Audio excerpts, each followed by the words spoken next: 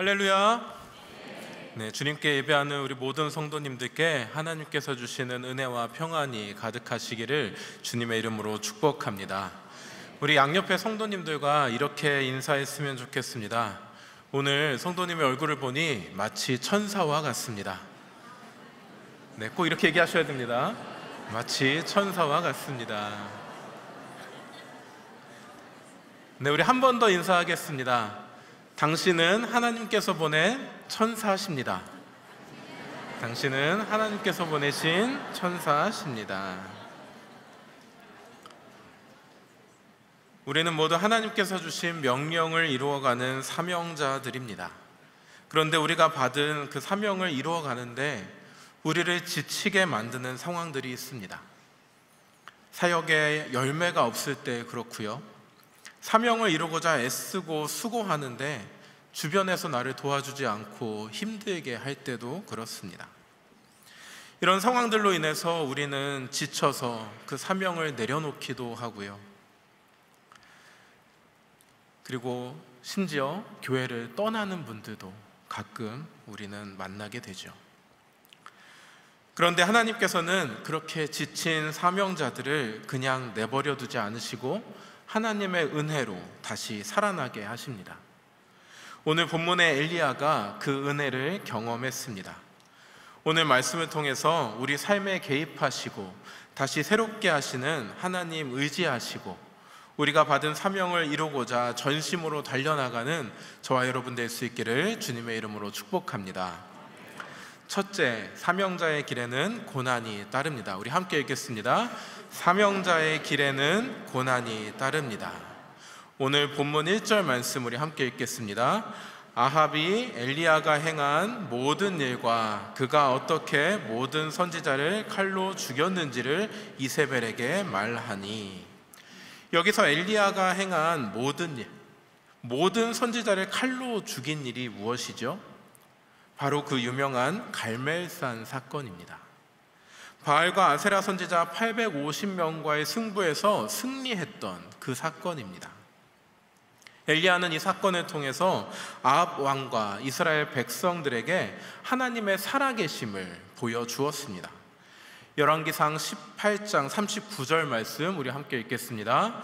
모든 백성이 보고 엎드려 말하되 여호와 그는 하나님이시로다, 여호와 그는 하나님이시로다 하니. 아멘.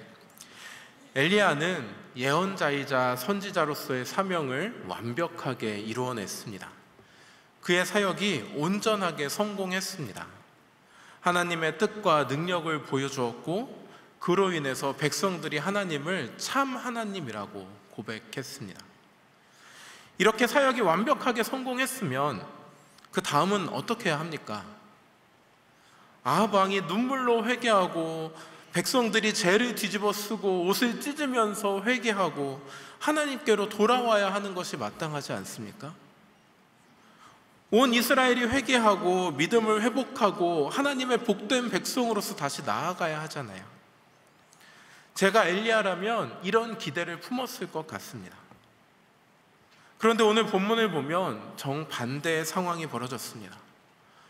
아합의 아내인 이세벨이 엘리야를 죽이려고 드는 것입니다. 오늘 본문 2절 말씀 함께 읽겠습니다. 이세벨이 사신을 엘리야에게 보내어 이르되 내가 내일 이맘때에는 반드시 내 생명을 저 사람들 중 한 사람의 생명과 같게 하리라. 그렇게 하지 아니하면 신들이 내게 벌 위에 벌을 내림이 마땅하니라 한지라. 이세벨이 엘리야를 죽이겠다고 협박을 했습니다. 회개하고 자복해도 모자랄 판에 도리어 엘리야를 죽이겠다고 엄포를 놓고 있는 것입니다. 엘리야는 그 협박이 두렵고 무서웠습니다. 그래서 곧장 일어나서 살기 위해서 브엘세바로 도망갔습니다. 엘리야는 함께했던 사환을 두고 홀로 광야로 들어갑니다. 그것도 하루길이나 될 만큼 깊숙하게 그 광야로 혼자 들어갑니다. 누구와도 함께하고 싶지 않고 혼자 있고 싶은 마음이었나 봅니다. 그만큼 외롭고 절망적이었나 봅니다. 사역의 성공 뒤에 찾아온 것이 기쁨과 환희의 순간인 것이 아니라 도리어 생명을 위협하는 위기라는 사실에 850명의 선지자와도 싸우던 그 단단하고 담대했던 엘리야가 무너져 내렸습니다. 4절 말씀 함께 읽겠습니다. 자기 자신은 광야로 들어가 하룻길쯤 가서 한 로뎀나무 아래에 앉아서 자기가 죽기를 원하여 이르되 여호와여, 넉넉하오니 지금 내 생명을 거두시옵소서. 나는 내 조상들보다 낫지 못하니이다 하고, 자기가 죽기를 원하여 이르되 지금 내 생명을 거두시옵소서. 자기 생명을 던져버리고 싶을 만큼의 위기가 엘리야를 덮쳤습니다. 엘리야 자신은 사명을 이루고자, 하나님께서 주신 명령을 따르고자 그저 열심과 성실로 달려나갔을 뿐인데, 그래서 큰 사역의 성공도 이루었는데 돌아온 것은 목숨이 위협받는 절체절명의 위기뿐이었습니다. 왜 엘리야에게 이런 위기가 찾아왔습니까? 하나님께서 시키신 일을 했기 때문입니다. 다시 말하면 사명을 따랐기 때문입니다. 하나님의 일을 하지 않았으면 겪지 않아도 되는 고난입니다. 이렇게 비참하게 도망가지 않아도 될 일입니다. 다른 선지자들처럼 아합 왕과 이세벨의 비위를 맞추고 따랐다면 좋은 곳에서 평안하게 잘 먹고 잘 살 수 있었습니다. 그런데 그렇게 하지 않고 하나님께서 원하시는 일, 하나님께서 시키신 일을 행하며 나아갔더니 이렇게 광야의 비루한 나무 밑에서 죽음을 간청하는 지경에 이르게 된 것입니다. 왜 사명을 따르는 엘리야에게 이런 고난이 찾아왔을까요? 엘리야뿐 아니라 모세, 다니엘, 바울, 예수님까지 온갖 고난을 다 겪으셨잖아요. 우리 삶을 돌아봐도 그렇습니다. 믿음 때문에 겪는 여러 상황들이 있죠. 교회 간다고 남편이 핍박하고, 시어머니가 면박 주고, 헌금한다고 돈이 썩어나냐, 먹고 죽을 돈도 없는데 하면서 집에서 구박하고, 가정에서, 일터에서 신앙 때문에 어려움을 겪으신 일들이 있을 줄 압니다. 한 번도 그런 일을 겪지 않으신 분은 예수님 믿기 아주 좋은 환경에 계신 것을 감사하셔야겠습니다. 그런데 성도분들을 신방에 보면요, 믿음 지키기 위해서 여러 어려움들을 감수하면서 애를 쓰는 분들이 많이 계세요. 교회 나와서 부유해지고 높은 곳에 올라가고 삶이 평안해지는 분들도 계시겠지만, 그렇지 않고 고난과 어려움을 묵묵히 버텨내고 계신 분들이 어찌 보면 더 많은 것 같더라고요. 왜 믿음의 길을 걷는 자들에게 늘 고난과 핍박이 끊이지 않을까? 이 질문이 말씀을 묵상하는 내내 마음을 어렵게 했습니다. 그러다가 한 가지를 깨닫게 되었습니다. 바로 믿음의 길에는 고난이 있는 것이 당연하다는 사실입니다. 고난이 있는 것이 당연합니다. 왜냐하면 믿음의 길이 옳은 길이기 때문입니다. 사명자의 길이 옳은 길이기 때문입니다. 그리고 그 옳은 길을 방해하는 세력이 있기 때문입니다. 성도 여러분, 옳은 길에는요, 늘 그 옳음을 반대하려는 그릇된 사람들의 방해가 있기 마련입니다. 일제강점기 때 독립군만 있었던 것이 아니죠. 그 독립군을 방해하고 잡아놓았던 친일파들이 있었잖아요. 그들이 독립군을 얼마나 못살게 굴고 핍박했습니까? 옛날 얘기할 거 없습니다. 여러분, 다일 공동체 아시죠?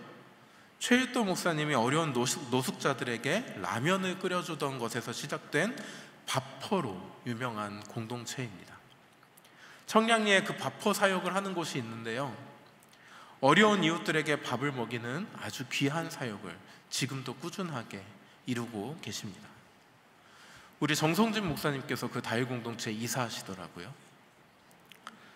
그런데요, 그 다일 공동체를 자기들 집값이 안 오른다고 혐오시설로 구청에 민원을 걸어서 얼마 전까지 소송건으로 아주 골머리를 앓았습니다. 다행히 동대문고와의 소송에서 승소해가지고 이제 철거하지 않게 되었지만, 잘못했으면 그 귀한 사역이 그냥 철거당할 뻔했습니다. 이런 예를 찾고자 하면 끝도 없이 찾을 수 있습니다. 여러분, 옳은 길에는 늘 방해가 따릅니다. 핍박이 따릅니다. 고난이 따릅니다. 왜냐하면 그 옳음을 막으려는 그릇된 자들, 의를 배척하는 불의한 자들, 악한 자들이 세상이 옳은 길로 나아가는 것을 방해하기 때문입니다. 우리 인간들 안에 있는 죄악이, 죄의 속성이 하나님의 나라를 향하는 것이 아니라 악을 향하기 때문입니다. 정직하고 성실하게 사는 것이 쉽습니까? 적당히 불의하고 적당히 세상과 타협하면서 그렇게 살아가는 것이 쉽습니까? 어느 것이 더 쉬운 길일까요? 어느 길을 걷는 사람들이 더 잘 살까요? 남을 도우며 헌신하며 살아가는 사람들이 부유한 삶을 사나요? 아니면 나와 내 가족만 우선시해서 잘 먹고 잘 사는 사람들이 더 부유하게 살아가나요? 둘 중에 어떤 길이 더 고되겠습니까? 옳은 길을 걸어가는 것, 의의 길을 걸어가는 것은 어렵습니다. 고난이 따릅니다. 방해가 따릅니다. 하지만 그럼에도 불구하고 옳은 길을 선택하며 의의 길을 걸어가는 자들의 발걸음을 우리는 믿음의 발자취라고 합니다. 오늘 본문의 엘리야를 비롯해서 모세, 바울, 예수님의 발걸음이 그렇습니다. 그 길에는 고난이 항상 있지만, 십자가가 놓여 있지만, 그 길을 걸어가신 믿음의 선조들의 발걸음이 바로 그 믿음의 발자취입니다. 성경의 모든 스토리는 그 선택에 대한 결과를 이야기합니다. 고난이 있음에도 불구하고 믿음의 길을 선택한 사람들과 그렇지 않은 사람들, 악을 선택한 사람들의 이야기입니다. 우리가 걸어가야 할 믿음의 길 또한 고난이라는 장애물, 삶의 위기라는 방해 공작이 있을 것입니다. 어쩌면 그것들을 지금 만나고 계신 분이 있으신지도 모르겠습니다. 그것들을 만날 때에 왜 나에게? 라는 질문으로 무너지고 절망하기보다는 내가 지금 맞게 가고 있구나, 내가 지금 옳은 길을 가고 있구나, 내가 옳은 길을 가고 있기 때문에 사단이, 악의 세력이 나를 방해하는 것이구나 깨달으시기를 축복합니다. 그리고 고난에 굴복하지 않고 옳은 길, 의의 길, 사명자의 길을 선택하시기를 축복합니다. 그리고 그 길을 끝까지 걸어나가는 저와 여러분 되시기를 주님의 이름으로 축복합니다. 우리 함께 읽겠습니다. 둘째, 사명자의 길을 걸어가는 우리의 발걸음을 하나님께서 응원하십니다. 엘리야가 그렇게 죽고 싶은 심정으로 로뎀나무 밑에서 잠을 자는데 천사가 그를 어루만지면서 깨우고는 구운 떡과 물 한 병을 먹게 했습니다. 먹고 잠을 잤더니 또다시 깨우면서 이렇게 말씀합니다. 우리 7절 말씀 함께 읽겠습니다. 여호와의 천사가 또다시 와서 어루만지며 이르되 일어나 먹으라, 내가 갈 길을 다 가지 못할까 하노라 하는지라. 아멘. 이 얼마나 은혜로운 말씀입니까? 지친 엘리야에게 천사를 보내셔서 떡과 물을 먹이고 일어나게 하신 이 사건은 정말 은혜롭고 아름다운 장면입니다. 제 아버지가 목사님이신데요, 이번에 그 설 명절 때 가서 이제 제가 거룩한 빛 강성교회에서 일부 예배 설교를 하게 되었습니다. 부임한 지 2달도 안 됐는데 설교단의 자리에 세워주시니 어찌나 감사한지 모르겠습니다 하면서 이렇게 교회 자랑을 했습니다. 그러자 아버지께서 본문이 어디냐고 물어보시는 거예요. 그래서 이 왕상 19장 1절에서 8절 말씀입니다 딱 말씀드렸더니 그 말씀은 너무 은혜로운 말씀이라고, 은혜로운 설교를 할 수 있는 말씀이라고, 잘 준비하라고 이렇게 격려해 주셨습니다. 그런데 제가 말씀을 읽는데요, 이 말씀이 은혜보다는 저는 부담으로 다가오더라고요. 왜냐하면 문제를 해결해 주시기보다는 그저 떡과 물을 쓰러져 있는 엘리야에게 주시면서 다시 재촉하는 것처럼 느껴졌습니다. 겨우 떡과 물 한 병 주시면서 계속 그 도망자의 길을 걸으라고, 계속 그 고통을 겪으라고 하시는 것 같아서 하나님이 야속하게 느껴졌어요. 극심한 PTSD로 지쳐 쓰러져 있는 사람에게 얼른 일어나서 너 할 일 해야지 하는 것처럼 느껴져서 하나님이 좀 너무하시다라는 생각이 들었습니다. 하나님은 전능하신 하나님이시잖아요. 여리고성을 무너뜨리셨던 것처럼 북이스라엘 성을 무너뜨리셔가지고 아합과 이세벨을 처단하실 수도 있잖아요. 아니면 엘리사에게 불말과 불병거를 보내셨던 것처럼 엘리야에게도 군대를 보내셔가지고 엘리야가 전쟁에서 승리하게 하실 수도 있지 않습니까? 왜 하나님은 엘리야의 문제를 해결해 주지 않으시고 고작 떡과 물만 주셨을까요? 이 말씀을 계속해서 묵상하는데 제 딸을 키울 때 장면이 떠올랐습니다. 아이가 젓가락질을 잘 못해서 자꾸 흘리니까 제가 밥을 자꾸 이렇게 떠먹여줬거든요. 바닥에 흘리지 말라고. 흘리면 이렇게 다 닦아내면 귀찮잖아요. 그러니까 이제 흘리지 않게 제 편의 때문에 자꾸 밥을 떠먹여줬습니다. 그런데 아이가 젓가락질을 배우려면 흘리든 엎지르든 난장판을 만들든 계속 그 일을 겪으면서 젓가락질을 하게 해야 하잖아요.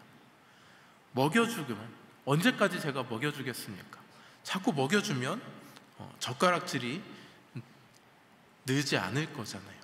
배우지 못할 거잖아요.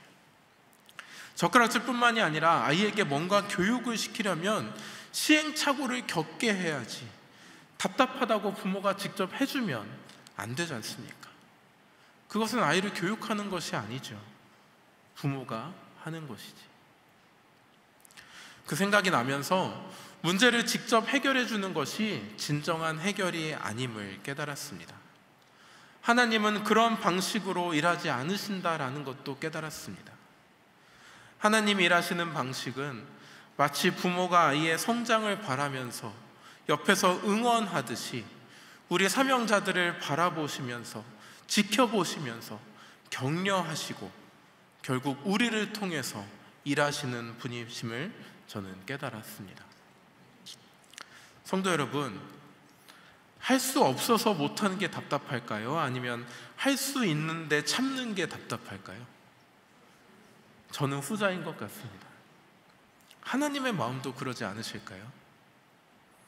하나님께서는 그 답답함을 참아내면서 우리 사명자들이 그 어려움을 이겨내고 연단되어서 바로 세워지기를 기대하며 바라보고 계시는 것입니다. 지금도 우리를 응원하고 계십니다. 그런데 때로는 우리는 하나님께서 떠먹여 주시기만을 바라고 있지는 않은가, 우리의 모습을 되돌아봅니다. 내 입에 숟가락을 넣어주지 않으신다고 투덜대면서 하나님의 존재를 부정하고 하나님의 살아계심을 의심하지는 않았나 되돌아봅니다. 하나님은 그런 우리를 바라보시며 안타까워하실 것입니다. 행여나 이 일로 믿음을 저버릴까봐 노심초사하실지도 모르겠습니다. 내가 갈 길을 다 가지 못할까 하노라. 염려하시며 걱정하시는 하나님의 마음과 음성을 들으시기를 축복합니다. 부모와 같이 안타까운 마음으로 응원하는 그 절절한 마음으로 우리를 지켜보고 계시는 하나님을 깨닫는 우리가 될 수 있기를 바랍니다. 우리를 응원하며 바라보시는 하나님의 마음을 온전하게 깨달아서 엘리야와 같이 생명을 내려놓고 싶은 절망의 순간에도 그 하나님의 응원에 힘입어 다시 한번 일어서기를 결단하고 힘을 내는 저와 여러분 되시기를 주님의 이름으로 축복합니다. 우리 다시 함께 읽겠습니다. 셋째, 회복시키시는 하나님의 손길이 있습니다. 엘리야에게 있어 가장 힘들었던 부분이 무엇이었을까요? 생명의 위협을 받는 것일까요? 단순히 목숨 때문이었다면 엘리야는 어떻게 바알과 아세라 선지자 850명과 싸우는 대범함을 보일 수 있었겠습니까? 아합은 엘리야를 보면서 이스라엘을 괴롭게 하는 자여 너냐라고 말할 정도로 그 엘리야에게 적대감을 보였습니다. 엘리야가 정말 목숨이 아까운 사람이었다면 그런 아합에게 나아가서 어떻게 하나님의 말씀을 전할 수 있었을까요? 엘리야가 참으로 두려웠던 것은 하나님의 부재였습니다. 하나님께서 말씀하시지 않는 것이었습니다. 열왕기상 17장 말씀을 보면 엘리야의 사건 시작 부분에 항상 이런 말씀들이 나옵니다. 우리 함께 읽겠습니다. 여호와의 말씀이 엘리야에게 임하여 이르시되. 엘리야는 항상 하나님의 말씀에 의지하여 살아왔습니다. 그가 행한 모든 사역에 하나님께서는 말씀해 주셨고 능력을 더해 주셨습니다. 그런데 이세벨이 죽이겠다고 협박을 하는 이 상황에서 하나님이 침묵하시는 겁니다. 이세벨이 자신을 죽이겠다라고 그 사환을 보내서 이야기를 했을 때 엘리야가 하나님을 찾지 않았을까요? 북이스라엘에서 브엘세바로 가는 길은 아주 먼 길입니다. 사마리아에서 예루살렘까지 한 74km 정도 된다고 그래요. 그리고 예루살렘에서 남서쪽 브엘세바까지 120km가 되는 길입니다. 그러니까 한 200km 되는 먼 길이에요. 아무리 빨리 가도 한 열흘 이상 걸릴 만한 먼 길입니다. 그 길을 가는 동안 엘리야가 하나님을 찾지 않았겠습니까? 얼마나 열심히 절절히 하나님을 찾았겠습니까? 그런데도 하나님은 침묵하시는 겁니다. 늘 하나님의 말씀을 듣던 엘리야에게 생명이 위협받는 절체절명의 상황이 생겼는데 하나님께서는 침묵하시는 겁니다. 엘리야는 5만 가지 생각이 다 들었을 것 같습니다. 이제 하나님이 나를 찾지 않으시나? 나는 이제 쓸모가 없는 건가? 나는 이제 쓰임 받지 못하는 자인가? 아합과 이세벨을 내가 완전히 벌하지 못해서 지금 나에게 하나님 이런 고난을 주시는 것인가? 내가 하나님의 일을 잘 행한 것이 아니었나? 나는 이제 쓸모없는 존재구나. 모세나 다윗 같은 조상들보다 못한 나는 그저 죽어 마땅하다. 이렇게 자기 혐오에 빠져서 절망했을 것입니다. 그때 하나님께서는 천사를 보내시고 구운 떡과 물을 먹이시면서 엘리야를 어루만져 주십니다. 그때 엘리야의 심정이 어떠했을까요? 제가 엘리야라면 처음에는 반신반의했을 것 같습니다. 내가 지금 꿈을 꾸고 있는 것인가? 갑자기 이 떡과 물은 어디서 나타났지? 하면서 의심했었을 것 같습니다. 그래서 어디서 나타난지는 모르지만 이 떡과 물을 먹고 다시 자야겠다 하고 그냥 누웠는지도 모르겠습니다. 그런데 천사가 다시 와서 엘리야를 어루만지고 말씀하실 때 그때 엘리야는 깨닫습니다. 아, 하나님이 다시 나를 찾아주셨구나. 하나님께서 나에게 찾아와 주셨구나. 그것을 깨닫고 엘리야는 다시 회복되었습니다. 오늘 말씀의 제목이 로뎀나무 아래에서의 회복입니다. 엘리야의 상황은 회복된 것이 없습니다. 회복이란 이전 상태로 돌아가는 것이 회복이잖아요. 엘리야는 여전히 목숨의 위협을 받고 있고 여전히 도망자의 신세입니다. 그의 삶은 전혀 회복된 것이 없습니다. 그런데 엘리야는 로뎀나무 아래에서 회복되었습니다. 무엇이 회복되었습니까? 하나님과의 관계가 회복되었습니다. 하나님과 단절되었다고 생각하고 믿음의 길을 포기했던 그 상태에서 다시 사명자의 길을 향해 나아가도록 그의 발걸음이 회복되었습니다. 성도 여러분, 우리 그리스도인에게 있어서 참된 회복이란 무엇이겠습니까?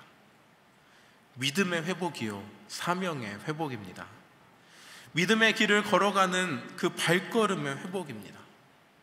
잠시 멈춘 발걸음, 다시 뒤로 돌아가는 발걸음을 다시 옳은 길로 향하게 하는 그 발걸음의 회복이 참된 회복입니다. 엘리야를 회복시킨 것은 무엇입니까? 하나님께서 함께 하신다라는 확신입니다. 엘리야에게 있어서 그 떡과 물이 아주 특별한 것이라서 40일을 가도 배고프지 않고 목마르지 않을 만큼 엄청나게 뛰어난 것이라서 엘리야가 회복된 것은 아닌 것 같습니다. 하나님께서 나를 버리지 않으셨다라는 안도감, 하나님이 지금 나와 함께 하신다는 그 믿음이 엘리야를 자기 혐오의 구렁텅이에서 건져내어 다시 하나님께로 향하게 한 것입니다. 오늘 우리도 엘리야와 같이 지쳐 쓰러질 때가 있습니다. 번아웃이 올 때도 있고 마음속에 시험이 들 때도 있습니다. 모든 것을 다 내려놓고 다 그만두고 싶을 때도 있을 것입니다. 너무 힘들어서 교회에 나와서 예배하는 것조차 힘든 분들도 계실지 모르겠습니다. 여러 이유들로 우리는 지쳐 쓰러지지만 우리를 가장 힘들게 하는 것은 나 혼자라는 외로움입니다. 하나님께서 나와 함께 하시지 않는 것 같은 불안감입니다. 하지만 기억하시기 바랍니다. 하나님께서는 그 순간에도 우리 성도님들과 함께 하십니다. 엘리야에게 천사를 보내신 것처럼 우리 주변의 지체들을 보내시고 그들을 통해 다시 일어날 수 있도록 하나님께서 일하고 계십니다. 구운 떡과 물을 엘리야에게 주신 것처럼 우리 지체를 통해서 맛있는 식사와 커피를 대접하게 하심으로써 그들을 통해서 성도님들을 다시 교회로, 다시 믿음의 길을 걸어나가도록 이끌어주고 계십니다. 그때 나를 찾아온 그 지체들이 박권사님이, 고집사님이, 강장로님이 하나님께서 보내신 천사임을 기억하시기를 바랍니다. 하나님께서 나를 일으켜 세우시고 나를 부르고 계시는구나 깨달으시기를 축복합니다. 나를 붙드시고 회복시키시는 하나님의 손길임을 기억하는 저와 여러분 될 수 있기를 주님의 이름으로 축복합니다. 이런 찬양이 있습니다. 혼자 걷지 않을 거예요 라는 찬양입니다. 우리 이 시간 함께 찬양하면 좋겠습니다. 그대 폭풍 속을 걷고 있을 때 비바람을 마주해야 할 때 빛조차 보이지 않아도 그대 혼자 걷지 않을 거예요. 두려움 앞에서 하늘을 보아요. 외로운 그대여 걱정 마요. 꿈꾸는 그 길을 또 걷고 걸어요. 그대 혼자 걷지 않을 거예요. 이 찬양의 가사처럼 여러분은 사명자의 길을 혼자 걷지 않으십니다. 하나님께서 함께 하시고 믿음의 길을 함께 걷는 동역자들이 있습니다. 그리고 그 길 끝에는 하나님이 계십니다. 우리 8절 말씀 함께 읽겠습니다. 이에 일어나 먹고 마시고 그 음식물의 힘을 의지하여 40주 40야를 가서 하나님의 산 호렙에 이르니라. 아멘. 옳은 길을 걷는 우리에게 고난이 있는 것은 당연한 일입니다. 그럼에도 불구하고 우리는 그 길을 걸어야 합니다. 왜냐하면 그 길 끝에 하나님이 계시기 때문입니다. 우리가 걷는 길의 종착점에 하나님이 계시면 그 길이 아무리 험난하고 고대도 그 길을 걸어야 하지 않겠습니까? 서울을 가려면 그 길이 아무리 안 좋고 비포장도로라고 할지라도 서울 방향으로 가야 하잖아요. 아무리 길이 잘 뚫려 있고 길이 포장이 잘 되어 있고 평탄하더라도 부산 방향으로 가면 서울로 가지 못하는 것 아닙니까? 우리가 걷는 이 길이 옳은 길이고 그 길 끝에 하나님이 계심을 우리가 확신한다면 우리는 그 길을 걸어야 하는 것입니다. 아무리 힘들고 고대도 말이죠. 하지만 그 길을 걷다가 혹여 깊은 외로움과 절망 속에 계신 분이 있다면 오늘 하나님께서 함께 하심을 다시 한번 깨닫는 은혜가 있기를 축복합니다. 하나님께서 주시는 참된 회복이 있기를 축복합니다. 그리고 내 옆에 그런 지체가 있다면 내가 하나님께서 그에게 보낸 천사임을 깨달으시고 구운 떡과 물 한 병 대신에 만나와 메추라기의 맛있는 식사와 올리브 향기의 맛있는 커피 한 잔을 나누시면서 여러분을 통해서 그분들이 다시 일어서는 은혜가 있기를 주님의 이름으로 축원합니다. 하나님께 쓰임받는 우리 거룩한 빛 광성교회 성도 되시기를 주님의 이름으로 축복합니다. 함께 기도하겠습니다. 사랑의 하나님 아버지, 오늘 말씀을 통해서 엘리야에게 고난이 찾아왔지만 그 고난 가운데에서도 하나님께서 함께 하시고 일하시고 다시 사명자의 길로 걷게 해주시는 그 하나님의 은혜를 우리가 다시 한번 말씀을 통해 깨달았습니다. 주님, 우리 삶에도 고난이 있을 줄 압니다. 우리에게도 어려움이 있을 것입니다.